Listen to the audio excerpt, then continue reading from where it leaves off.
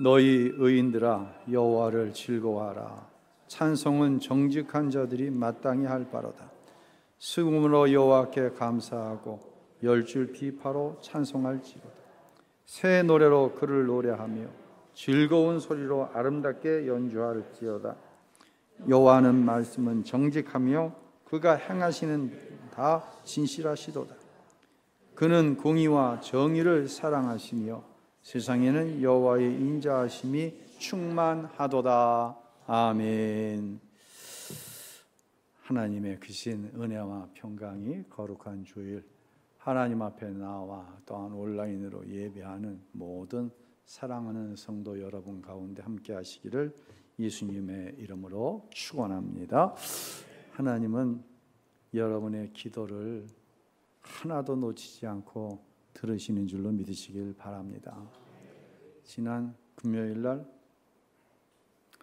새벽에 꿈속에 아버지가 나타나셨어요. 제가 처음인 것 같아요. 예. 아버님을 위해서 이제 기도하고 있습니다. 특별한 기도를 하고 있는데 복음을 전해야 되는데 뭐 이런 많은 생각 가운데 요즘 지내고 있거든요. 그러니까 평상시 안 하던 생각을 해봤어요.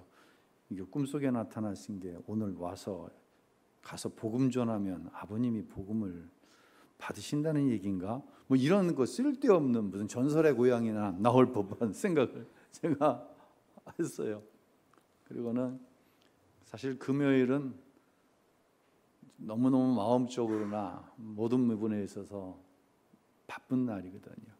오전에 주보 완성해서 넘겨야 되고 주보를 완성하려면 적어도 설교가 80% 이상 준비되어 있어야 되고 또 저녁에 심야 부흥에 또 말씀 준비도 해야 되고 또 충분히 체력적으로 준비가 되어 있어야 심야 부흥에 감당할 수 있고 이런 날이지 금요일인데 점심을 먹었는데 자꾸만 마음이 바쁜 거예요. 급한 거예요. 그래서 잠깐 나갔다 오겠다고 이제 부교육자에게 얘기를 하고 아버님께 갔어요.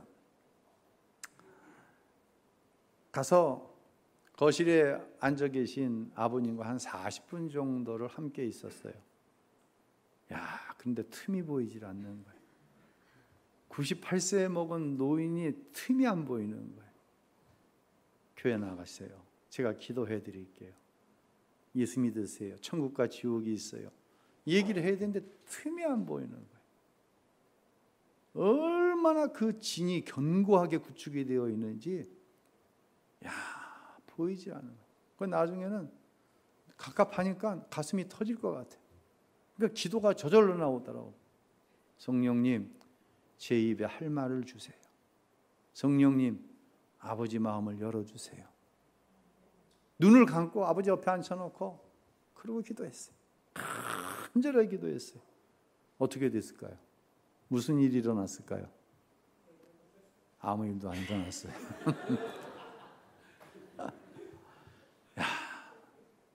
제가 저녁 때 집에 들어와서 집사람한테 그런 얘기했어요. 틈이 안 보인다. 정말 기가 막히다. 어쩌면 어둠의 세력이 그렇게 진을 견고하게 치고 있냐.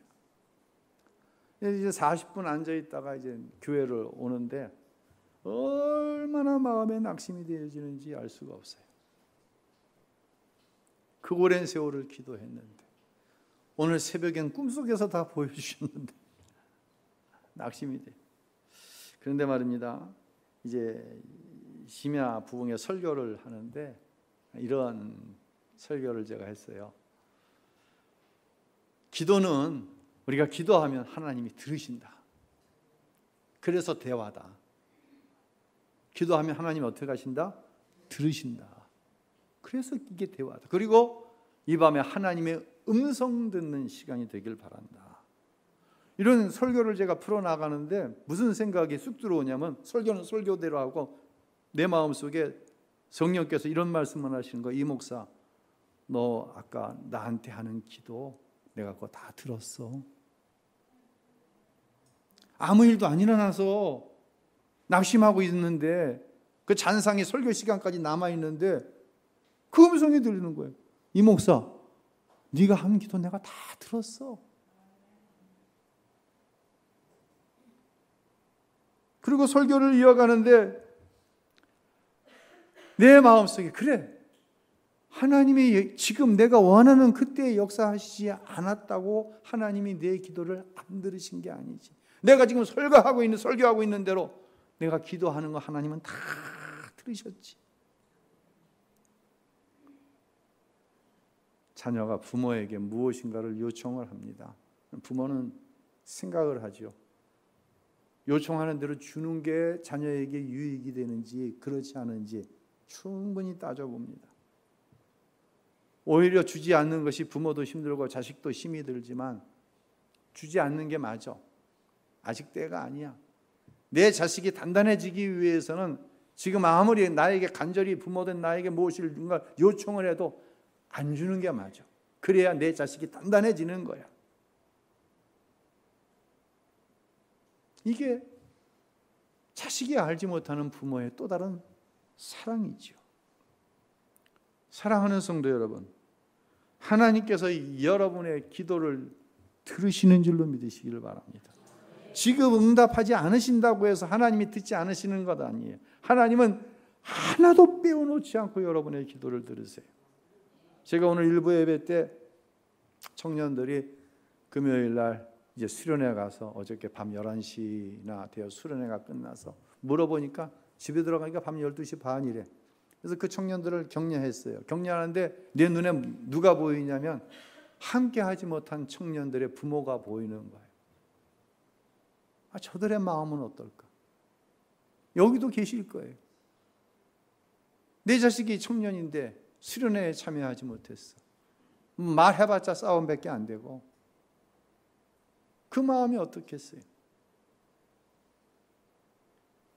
부모된 여러분의 기도 하나님이 다 듣고 계세요. 다 들으셨어요. 아멘. 그냥 들으시는 게 아니라 귀 기울여 들으시는 줄로 믿으시길 바랍니다. 오늘 이제 찬송에 대한 이야기를 좀 할 거예요. 다윗이 유독 본문 가운데 찬송해라, 새 노래를 불러라, 뭐 이런 이야기를 많이 합니다. 여러분, 노래를 좋아하는 것과 찬양을 좋아하는 것은 전혀 다른 차원의 얘기입니다. 그렇죠? 나는 아이를 참 좋아합니다 라고 하는 것과 다음 세대 교사가 되는 것은 이건 굉장한 차이가 있습니다. 나는 아이를 참 좋아하기 때문에 목사님 나 교사 좀 시켜주세요. 교사가 될 수도 있고 안 될 수도 있습니다. 왜요? 아이 좋아한다고 교사하고 노래 좋아한다고 찬양대 하는 게 아니에요. 전제는 뭐냐? 하나님을 사랑하는 마음이 있어야 돼요.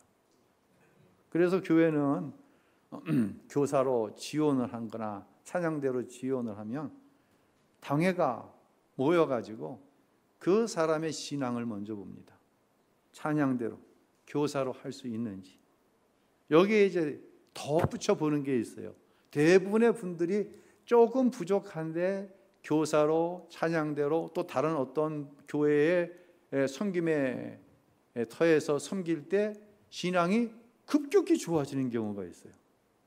그러니까 나는 이거 부족한데 남자분들 제일 큰 레퍼토리가 나는 아직도 술을 끊지 못했는데 뭘 못했는데 찬양대 하다가 하나님이 끊어내실 수 있어요. 교사하다 하나님이 끊어내실 수 있어요. 그런 거 개의치 마시고 마음에 감동이 되면 지원을 하세요. 단 하나님을 사랑하는 마음이 있어야 한다라고 하는 것이에요. 오늘 보면 시편 33편에서 다윗은 계속해서 하나님을 찬양할 것을 강조를 해요. 1, 2, 3절에 새 노래로 또 찬송으로 찬송은 성도의 의로운 자의 정직한 자의 당연히 해야 될 것이다 강조를 합니다. 시브리어로 찬송은 테힐라라고 기록이 되어 있고 이것을 할랄이라고 하는 단어로 이제 변형이 일어납니다. 할랄은 찬송, 찬양, 자랑하다, 높여드리다 이런 의미인데 영어로는 우리가 잘 아는 할렐루야라고 하는 의미예요. 할렐루야는 무슨 뜻이에요? 하나님을 찬양하라, 하나님을 자랑하라, 하나님을 높여라 라고 하는 의미죠. 여러분, 여기 이제 찬송이란 무엇인가가 나오는 거예요. 하나님을 높일 이유가 있는 사람은 찬송하는 거예요. 하나님을 자랑할 만한 이유가 있는 사람이 찬송하는 거예요. 목소리가 안 좋아도 박치 있죠, 박치. 박자를 못 맞추는 사람. 박자를 못 맞춰도 찬송하는 거예요. 그 찬송을 하나님께서 들으시는 줄로 믿으시길 바랍니다. 반대로 목소리가 가수 뺨쳐도 하나님을 좋아하지 않으면 찬송하지 않나요? 찬송이 안 나와요. 예. 오늘 보면 1절이 있고 계속 말씀을 드릴게요. 읽습니다. 너희 의인들아 여호와를 기뻐하라. 찬송은 마음이 정직한 사람에게는 당연한 것이다. 찬송이 어떤 사람에게 당연한 거예요? 정직한 사람에게는 찬송이 당연한 거예요. 그러니까 오늘 시편에서 말씀하는 정직은 영어로 아니스트라고 하죠. 그 정직과는 다른 차원의 정직함을 이야기하는 거예요. 지금으로부터 약 15년 전에 전 세계를 강타한 신조어가 있습니다. 없던 단어인데 생긴 단어가 신조어죠. 바로 티보잉이라고 하는 단어예요. 예. 사진 하나 보여주세요. 이 티보잉은 저렇게 한쪽 무릎은 굽힌 채, 그것도 한쪽 무릎은 편 채 기도하는 자세를 가리켜서 티보잉이라고 하는데, 처음 이 티보잉이라고 하는 기도의 자세를 보인 사람이 팀 티보이라고 하는 럭비 미식축구 선수였어요. 그 유래에 대해서 말씀을 드리겠습니다. 이 팀 티보우는 부모님이 다 필리핀 선교사님이에요. 열악하죠, 환경이. 그래서 초등학교, 중학교, 고등학교 교육을 홈스쿨링으로 합니다. 학교를 못 다니니까 상황이 열악해서 가정 안에서 이제 공부를 했어요. 그러는 가운데서도 워낙 이 운동신경이 좋고, 특별히 동네에서 미식축구를 하는데 눈에 띄니까 대학에서 플로리다 대학팀에 들어가서 미식축구를 하게 되어지는 거예요. 이 팀 티보이에게는 이러한 단어가 항상 쫓아다녔습니다. 티보 미라클. 직역하면 뭐예요? 티보의 기적. 역전의 귀재. 이게 티보이가 가는 경기에 항상 쫓아다니는 거예요. 좌우지간 지다가도 역전을 시켜버리는 거예요. 누가? 티보이가. 그런데 이 어린 청년인 티보이는 자기를 가리켜서 역전의 귀재, 티보이의 기적, 이런 단어보다 더 좋은 단어, 자기를 향한 단어를, 어떤 단어를 생각하냐면 스포츠 선교사 티보이, 이걸 더 영광스럽게 생각을 했습니다. 얼마나 예수님을 자랑하고 싶고 얼마나 예수님을 높이고 싶으냐면은, 이 운동선수들이 이 해의 햇빛으로부터 좀 보호를 받기, 눈을 보호받기 위해서 하는 것을 뭐라고 그래요? 아이 패치라고 그럽니다. 아이 패치. 여기 뭐 주로 검정색으로 이렇게, 옛날에는 화장품을 했는데 지금은 패치가 나와갖고 패치를 붙입니다. 사진 하나 보여주세요. 이 티보이는 경기에 나갈 때, 이 대학 때예요. 플로리다 대학에 다닐 때인데 아이 패치를 하는 이유가 딴 데 있는 거예요. 지금 여러분이 보시기에 오른쪽에는 이사야서 40장 31절, 이사야 4장 31절, 왼쪽에는 요한복음 3장 16절 읽고 다니는 거예요. 그 중에서도 티보이가 좋아했던 성경 구절은, 아이패치에 기록하기를 좋아했던 성경 구절이 요한복음 3장 16절이었어요. 항상 붙이고 나가는 거예요. 왜? 하나님 자랑하고 싶어서. 내가 만난 예수님을 자랑하고 싶어서 그는 2010년 꿈에 그리던 프로에 입단을 하게 됩니다. 하지만 그렇게 아이패치를 통해 자랑하던 이걸 못하게 된 거예요. 왜냐하면 프로는 특징이 돈 버는 게 목적이잖아요. 자기가 속한 어떤 기업에 돈을 벌어다 줘야 되는 거 아니에요. 운동을 통해서. 아이패치까지는 허용이 되는데 여기에 어떠한 선전 문구를 기록할 수가 없는 거예요. 프로는. 하나님 자랑하고 싶은데, 예수님 자랑하고 싶은데 할 수가 없는 거예요.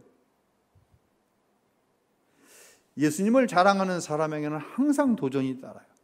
누가 싫어하니까, 마귀가 싫어하니까. 팀 티보이는 팀에서 이제 쿼터백 가장 중요한 포지션을 맡고 있는데 이 언론들이 막 이렇게 비아냥거리는 거예요. 무슨 쿼터백이 걸음만 빨랐지 패스가 시원치 않냐. 쿼터백은 저 멀리에 있는 선수에게 정확하게 공을 전달해가지고 그들이 터치를 하게 만들어야 되는데 이걸 못한다고 신문들이 근거 없는 비아냥을 거리는 거예요. 자, 이렇게 2011년 시즌이 시작이 되었습니다. 그런데 티보우의 기적은 계속되는 거예요. 무슨 기적? 역전시키는 거. 티보우는 하나님을 자랑하고 싶었어요. 그래서 하게 된 게 뭐냐? 골을 넣은 뒤에 하게 된 자세가 뭐냐? 바로 티보잉이라고 하는 이 기도의 자세가 나온 거예요. 그래서요, 뭐 난리가 났었어요. 전 세계적으로. 이 티보잉에 대한 기사를 보다 보면은 횡단보도를 걷다가 어떤 사람이 한쪽 무릎을 꿇고 티보잉을 하는 거예요. 횡단보도를 걷다가 기도하는 거예요. 야구 선수가 홈런을 치고 티보잉을 하는 거예요. 피겨스케이트 선수가 메달을 따고는 그 자리에 한쪽 무릎을 꿇고 티보잉을 하는 거예요. 전 세계적으로. 이렇게 티보우는 하나님을 자랑했습니다. 그러다가 이제 2011년 티보우가 속한 팀이 플레이오프에 진출을 하게 되었습니다. 대형리그 때부터 아이패치로 제일 자랑을 했던 성경 구절이 요한복음 3장 16절이었어요. 이날 막 언론이 계속해서 티보우에 대한 비난을 하는 거예요. 무슨 쿼터백이 패스는 못하고 달리기만 잘해요. 이변이 일어납니다. 경기가 15대 13으로 티보우 팀이 지고 있었어요. 연장전입니다. 이때 티보우가 패스를 받아가지고 터치를 해갖고 16대 15로 역전을 시키는 거예요. 그 순간 방송에서 이날 티보우가 10개의 패스를 성공시켰다. 패스 못한다고 막 언론들이 비아냥거렸잖아요. 10개의 패스를 성공시켰는데 총 316야드의 패스를 성공시켰다. 이걸 10개를 316을 나누면 어떻게 돼요? 31.6야드. 한 개의 패스당. 그리고 이날 이 경기의 시청률이 무려 31.6%가 나온 거예요. 여러분, 31.6%의 시청률은 이건 진짜 어마어마한 거예요. 그런데 이것을 시청하던 시청자들이 소름 끼치는 전율을 하는 거예요. 여러분, 316, 31.6, 31.6% 뭐가 생각나요? 요한복음 3장 16절. 티보우가 그렇게 자랑하던 요한복음 3장 16절. 도대체 티보우가 자랑하고 싶었던 이 자랑거리인 요한복음 3장 16절에 뭐라고 나와 있습니까? 함께 읽겠습니다. 하나님이 세상을 이처럼 사랑하사 독생자를 주셨으니 이는 그를 믿는 자마다 멸망하지 않고 영생을 얻게 하려 하심이라. 아멘. 티보우는 이 말씀을 자랑하고 싶었던 거예요. 영원히 멸망할 수밖에 없는 나를 예수님이 구원해 주셨습니다. 하나님께서 나와 같은 죄인을 위하여 당신의 아들 독생자 예수를 십자가에 내어 죽이심으로 나를 구원하셨습니다. 이 사실이 너무너무 자랑하고 싶어서 대학 시절 많은 사람들의 비난과 비아냥을 받으면서도 그 말씀을 놓지 않았는데,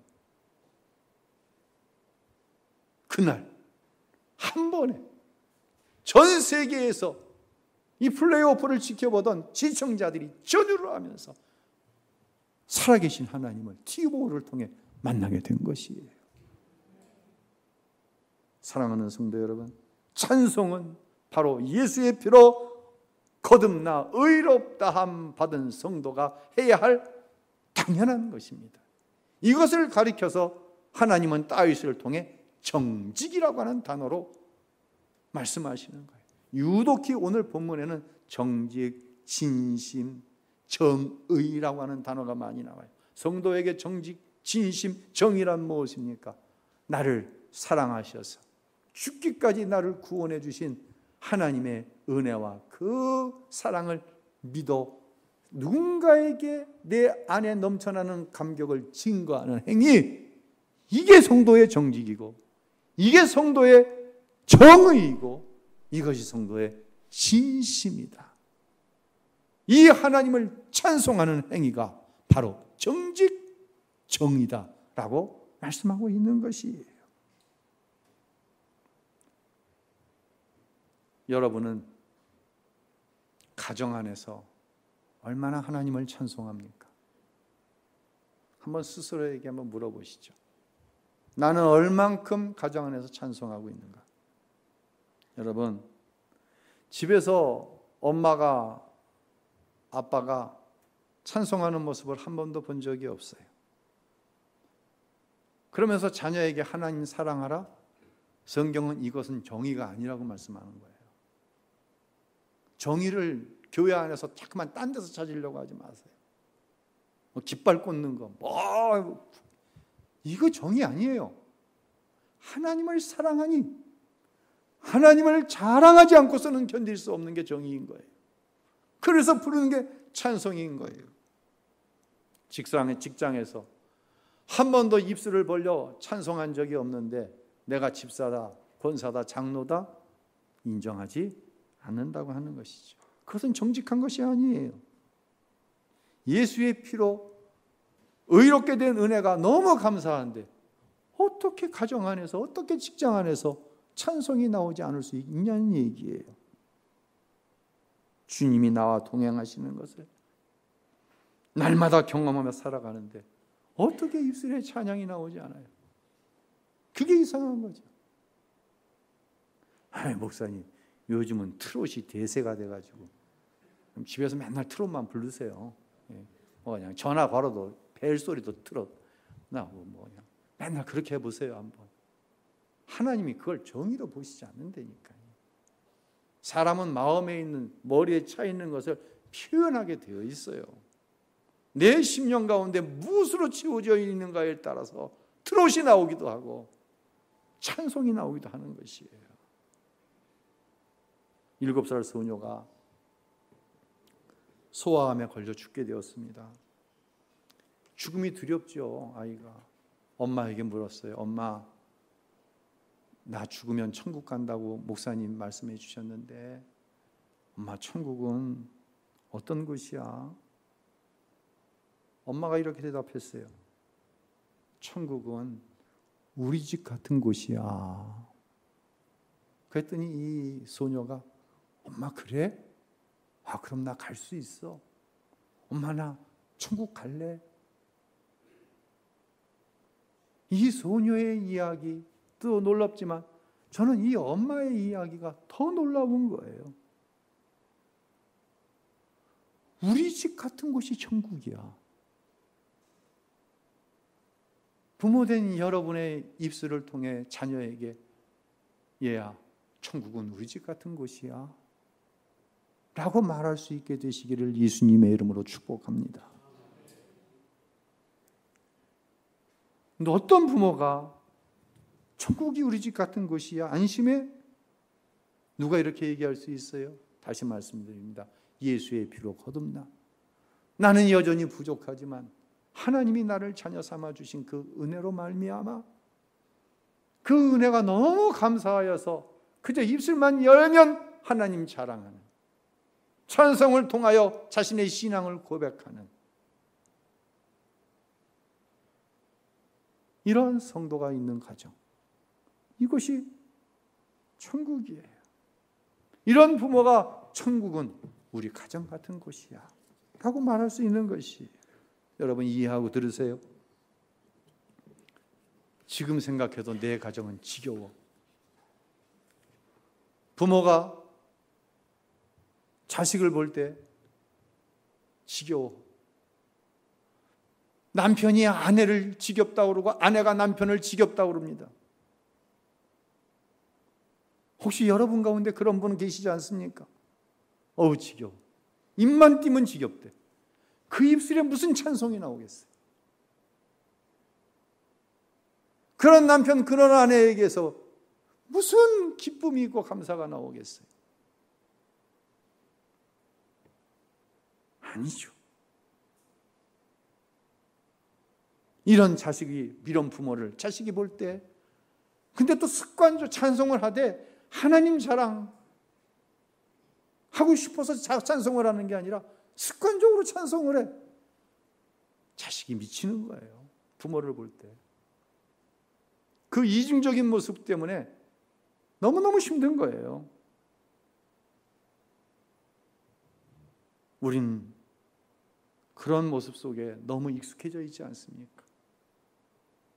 우리 부모님은 어려울 때마다 이렇게 말씀하셨지. 얘야, 눈에 보이는 게 다가 아니란다. 실망하지 말자. 두려워하지 말자. 하나님이 하시는 일을 보게 될 거야. 하고 찬송했지, 우리 부모님은. 이것이 하나님께로부터 내려온 은혜가 부모를 통하여 자식에게 흘러내려가는 천국된 가정의 모습이에요.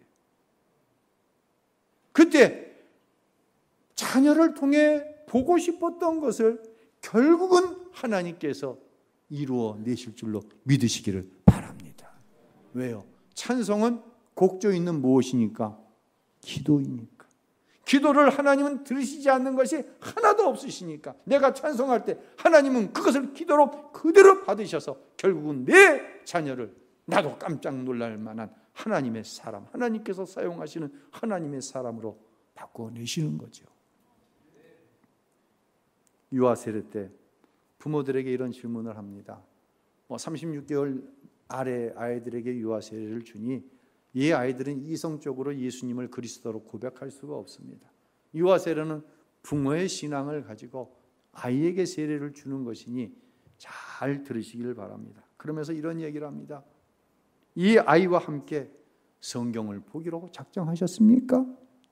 이 아이와 함께 기도하기로 작정하셨습니까? 나만 성경 보고 나만 예배하고 기도하는 것이 아니에요. 자녀와 함께 하나님께 나아가는 것.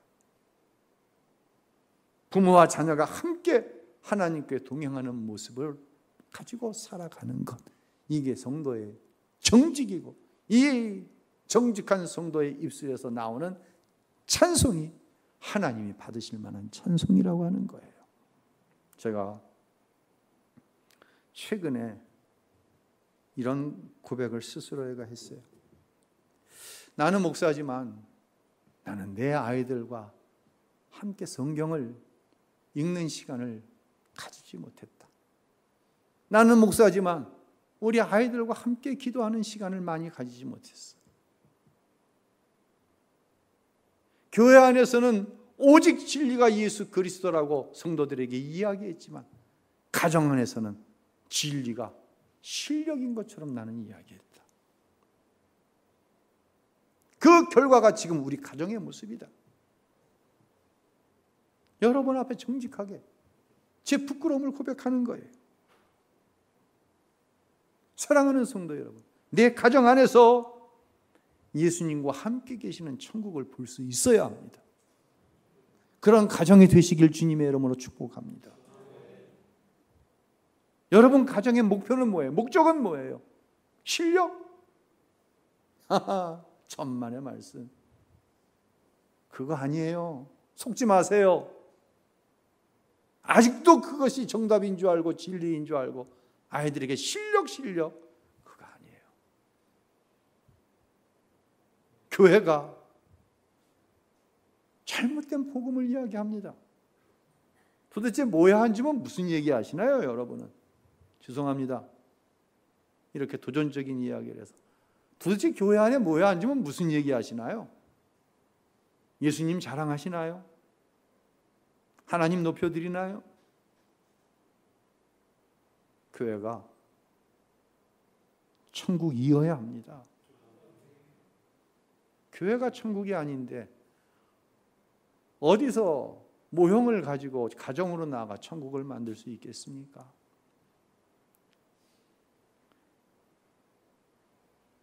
여러분, 믿습니다. 교회가 여기서 벗어날 수 있으면 좋겠어요. 저도 믿습니다. 많이 합니다.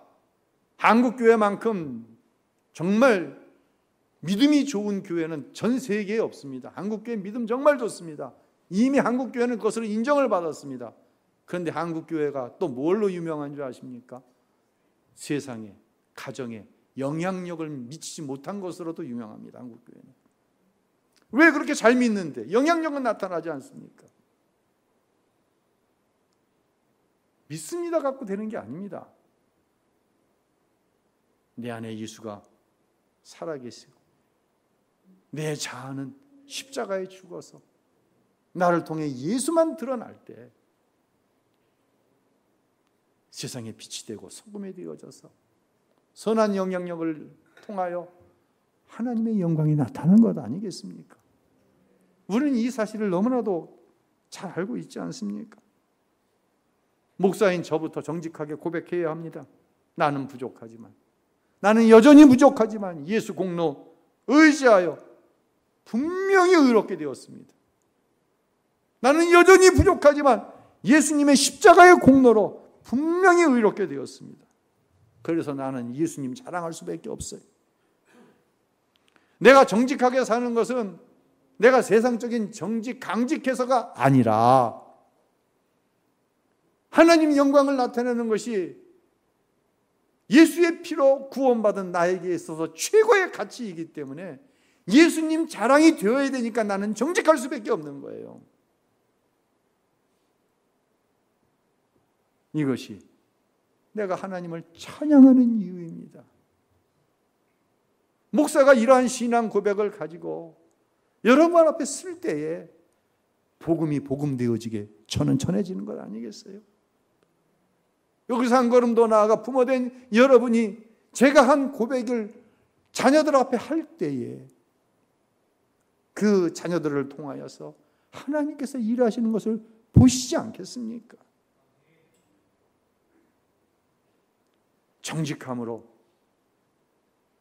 예수를 자랑하는 찬송하는 성도에게 하나님께서 주시는 축복을 20절과 21절에 이렇게 말씀합니다. 우리 마지막으로 한번 읽어보도록 하겠습니다. 읽습니다.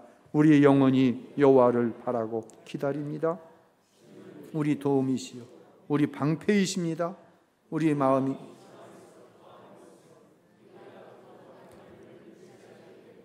아멘. 두 부류의 교인들이 있습니다. 이 성경을 그대로 두세요. 이 구절을 교리적으로만 아는 사람들이 있습니다. 그런 사람은 하나님을 기다리지 못합니다. 교리적인 지식을 가지고 하나님 기다리지 못합니다. 교리적인 지식을 가지고 하나님이 내 기도를 하나도 빠짐없이 다 듣고 계시지 고백하지 못합니다. 하나님이 내 도움이시고 하나님이 내 방패이시지 교리적으로는 이 고백 못합니다. 내 마음이 주 안에서 기뻐하는 것은 우리가 그 거룩한 하나님의 성호를 의지하기 때문이지 교리적으로는 이 고백 못합니다. 그러나 정말 예수님이 내 자랑이고 정말 내 인생의 최고의 가치가 하나님의 영광에 있을 때 우리는 하나님을 기다리게 됩니다. 하나님이 하시는 일을 넉넉하게 기다리게 됩니다. 반드시 복주고 복주며 번성케 하고 번성케 하리라. 아브라함에게 주셨던 이 약속이 나에게 주신 약속이 됩니다. 불평과 원망, 미움으로 기다린다? 아닙니다. 하나님을 기뻐함으로 기다리게 되는 것입니다. 주 안에서 기다리게 되는 것입니다. 그리고 하나님의 그 이름을 온전히 의지함으로 하나님으로부터 공급되는 평강으로 그 때를 기다리게 되는 줄로 믿으시기를 바랍니다. 이 복이 바로 하나님을 정직하게 찬양하는 우리에게 주시는 하나님의 축복이지요. 이 시간 하나님께서 여러분 안에 이 복을 부어주셔서 한 주간 세상에 나아가 어떤 우리를 놀라게, 우리를 두렵게 할 만한 삶의 사건 가운데서도 하나님을 의지합니다. 하나님을 기다립니다. 내 안에 주께서 주신 평강으로 세상을 이길 수 있습니다. 할렐루야. 이 고백이 우리 모두의 고백이 되시기를 예수님의 이름으로 축원합니다. 할렐루야.